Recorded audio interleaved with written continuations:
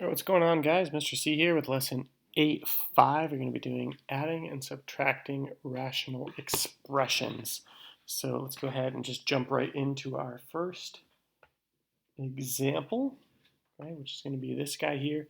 And before we start this, I just want to kind of recap on how we would add something like a regular rational addition problem, adding two fractions.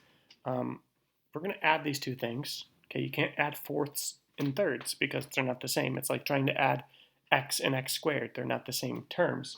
So what do we need to do? We need to find a common denominator, okay, which in this case, the least common multiple between 4 and 3 would be 12. So we need to make a 12 here and a 12 here. So we multiply 5 fourths by 3 over 3, 7 thirds by 4 over 4. Okay. It's going to make a 15 twelfths plus 28 twelfths, which gives us a total of, what is that, 43 twelfths. Okay, so that's how we would add two fractions. All right, we've been doing that forever. Let's go ahead and go over these two now. First step we're going to want to do is write them in factored form. So this is already factored x minus 1, but we're going to want to factor this quadratic here. So let's go ahead and do that for our first step. X over x minus 1 plus 2x minus 1 over, this here is going to factor to in x minus 2 times x minus 1. Okay, that's in factored form. So here's how we want to kind of think about having to add these two and finding least common multiples of these expressions. Okay, think, what does this denominator need, or what does this one have that this one doesn't have? This one has an x minus 2, although they both share a common factor of x minus 1. So if I want to get the same denominators, I need an x minus 2 over on this side. Okay, so how are we going to do that? Just multiply this by x minus 2 over x minus 2. Okay, and that will look like this. We have an x times x minus 2, and then now this is an x minus 2 over x minus 1, so now we have the same denominators, plus a 2x minus 1 over x minus 2, x minus 1, right? So now that they have the same denominator, we can actually add their numerators. Let's distribute this and combine like terms. So this should be a x squared minus 2x plus 2x minus 1 over x minus 2 times x minus 1. I write them as one fraction because I combined them. That's the whole point of adding. So let's cancel minus 2x and a positive 2x. This is going to be x squared minus 1 over x minus 2 times x minus 1. And directions are to simplify this too. So there's actually one extra step we can do. If you notice, the top factors to x plus 1 times x minus 1. That's a difference of two squares. Okay, and the bottom, x minus 2 times x minus 1. The x minus 1s are going to cancel, and you're left with an x plus 1 over x minus 2. Okay, that's going to be my final answer there. All right. Okay, if you have questions on that one, leave me a comment. Meet me in Zoom. We can go over those. But let's go ahead and do our next one. We're going to do a subtracting one too. Okay, let's go ahead and try this one. Again, first step when we're subtracting or adding these is to factor the denominators. So let's do x plus 2 over, they both have a common factor of x. So I can take the x out. We have x minus 2 over, common factor there would be a 2. So we pull a 2 out there. We have a 2 times x minus 2. All right. Now that it's factored, try to figure out what they have in common, and then what they need. So they both have an x minus 2. So I'm not going to be multiplying by that. This one has a factor of x that this one's missing. So on the right, make sure we're going to multiply this one by x over x.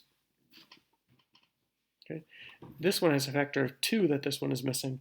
So on the left, we're going to multiply by 2 over 2. And then let's proceed this way.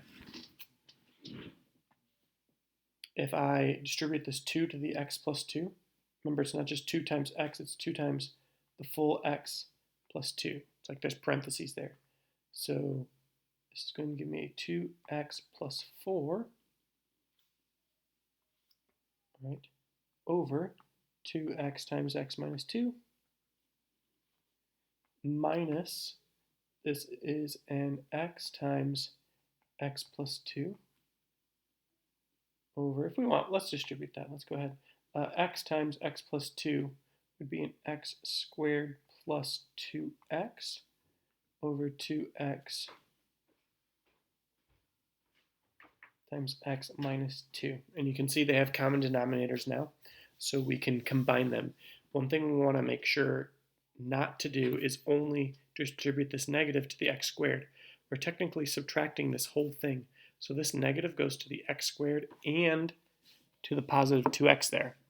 So when we do this, this is going to give us a 2x plus 4 minus x squared minus 2x.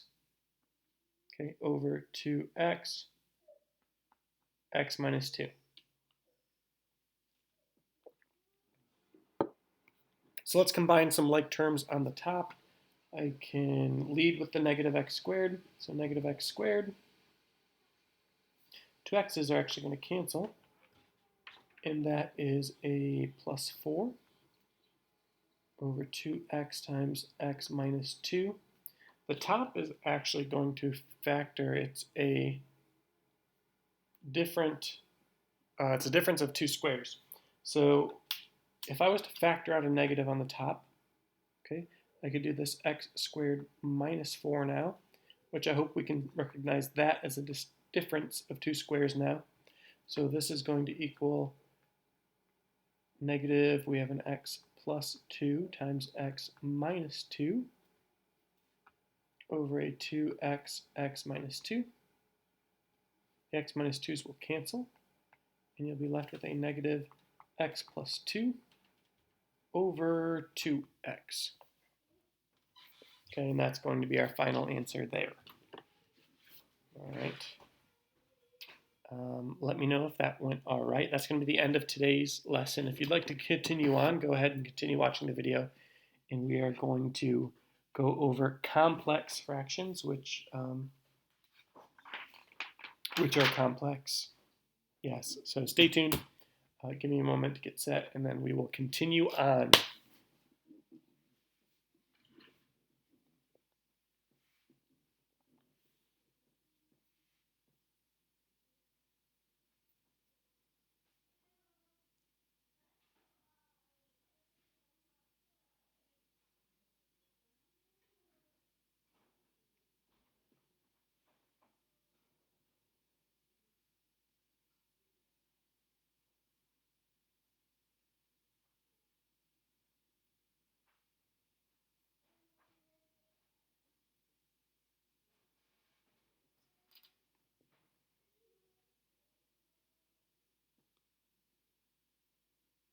All right, let's go ahead and look at this one.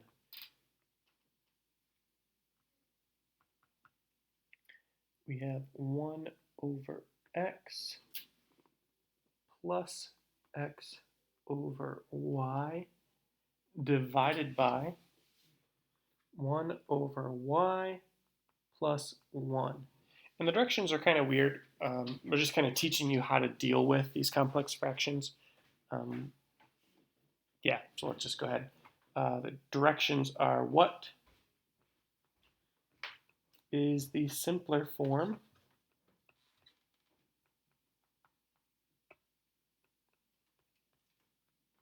of the complex fraction.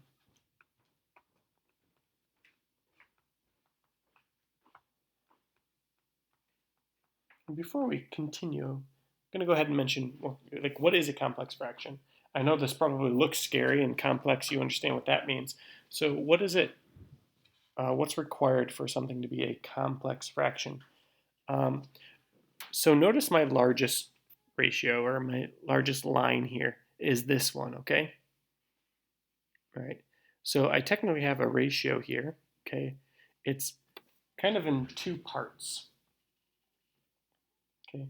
I have the top and the bottom, okay? The numerator and the denominator. Now, when your numerator and denominator also have ratios in those, okay, we consider that a complex fraction. Like this has a fraction on top, and we're also adding, so this is even more complex than this is here. But basically, whenever you have a ratio in the numerator and the denominator, we'd consider that a complex fraction. And here's how we want to go about doing those. It's kind of like two problems in one. We need to add this and then also add this. So like the adding problems we were doing before, it's almost like we need to do two of them. So let's start at the top. Okay. All right, just look at this portion here. Ignore everything below this line here. If I want to add these two things, again, we need common denominators. What does this need? This needs a y, and this needs an x. So I multiply this side by y over y, and then this part here by x over x. Okay. That's what we're going to do. So before we do that, let's also figure out how do I add these two. This is 1 over y. This is just technically 1 over 1. So if I want to add these two things, this needs to have a denominator of y. So I can multiply this by y over y. I don't need to multiply this left side by anything. So here's what happens. This here becomes a y over yx. Y over yx. This is plus, this becomes an x squared over yx. All right, and that is over, this stays the same, we didn't multiply it, 1 over y, and this becomes a y over y, which I hope we can see. This was 1. You can obviously see this is going to be 1 as well. So you can see these have common denominators, these two have common denominators, we can add them. So this becomes a y plus x squared over yx divided by 1 plus y over y. Okay? So this is kind of like the division problems we had the other day. I have a fraction over a fraction. I want to multiply by its reciprocal. Okay? So this is going to be y plus x squared over yx. So that's my first fraction, and we're dividing by this guy. So remember, multiply by its reciprocal, which is y over 1 plus y. Okay, we're almost there. This is going to give me a y times y plus x squared over a yx over 1 plus y. Looks like we can cancel out the y's, and this is going to be a y plus x squared over x times 1 plus y. All right, y plus x squared over x times 1 plus y. You could have left it like that. If you wanted to distribute the x on the bottom, you could as well. So really, either of those I would have taken. So this is x plus xy. I'm okay with either of these. Okay, sometimes it's hard to know if you should distribute out or not. Yeah, either ones of those is fine. You typically want to at least factor both the top and the bottom to see if you can cancel things. But once you get your final answer, if nothing can cancel, I'm okay if it's in factored form or not in factored form, either one.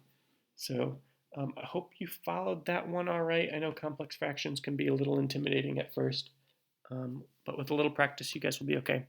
So, all right, that is the end of our lesson today. Hope you guys are doing all right. Let me know if you have any questions. Leave a comment, Google Classroom, email, whatever you got to do. Miss you guys. Peace.